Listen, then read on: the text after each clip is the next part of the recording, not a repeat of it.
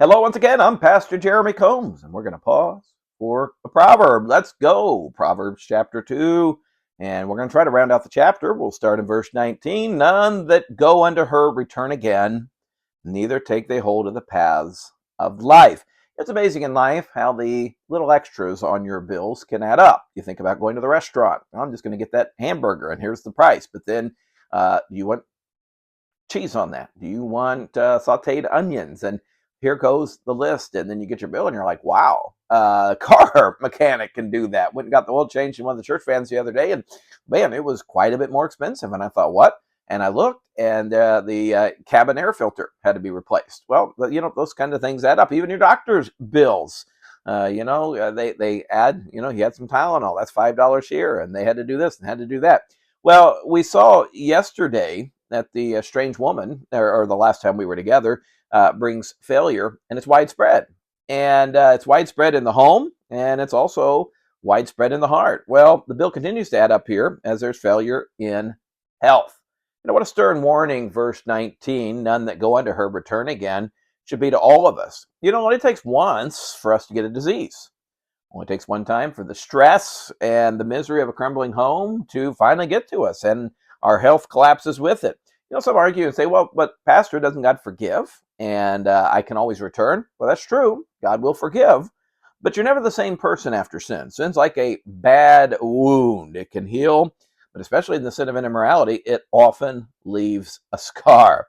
What this section wraps up with a reminder that, hey, there is a better way. That verse says, neither take hold they of the paths of life, that thou mayest walk in the way of good men. This is verse 20, and keep the paths of righteousness. There's a way where good men walk. There's a path of righteousness. And so the emphasis here would be to choose life. Follow the path of Jesus and his word. And, he's already paid your debt, so why would you not want to trust him today? Go on to verse number 21. For the upright shall dwell in the land, and the perfect shall remain in it. Remember, Proverbs 2, the emphasis of this chapter is wisdom and the protection it gives. And so it's fitting that the final two chapters are going to kind of emphasize that point. Solomon's reminding his son that Israel's in their homeland because of being upright, because they're God's people. And they had to follow the straight and narrow way of faith. And if they did so, they were going to dwell in the land forever. Well, history obviously tells us they didn't remain in the land. They left the straight way. They were taken into captivity. Eventually, they returned. Boy, we're doing a study in Ezra right now, and that talks about that. And then eventually, they were dispersed again by the Romans. But there's coming a day where God's going to bring them back together again, and everything will be corrected. Everything will be right, and it'll be eternal. And that's, what is that? It's the Messiah. It's the return of the Lord Jesus Christ. And only through him can they have can they be perfect, and can they dwell in the land? So the application, obviously, for us today is simple. Only by faith in Jesus Christ can we inherit the eternal promises of God. And we end up finishing up Proverbs 2 and verse 22, but the wicked shall be cut off from the earth, and the transgressors shall be rooted out of it. Well, we reach the end of the chapter with one final warning. It's like a blinking warning light here on this highway of life. Choose God, choose wisdom, and live. God is upright and pure. Now, the alternative is the way of the wicked and the way of the transgressor. Well, which path are we going to choose?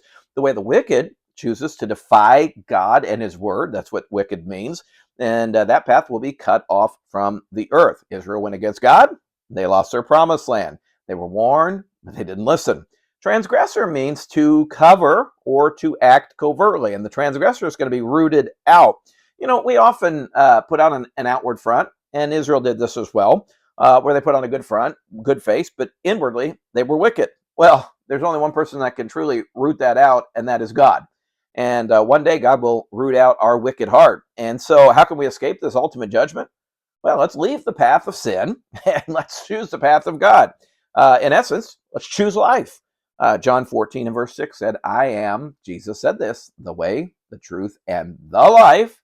No man comes to the Father but by me. Hey, choose life today.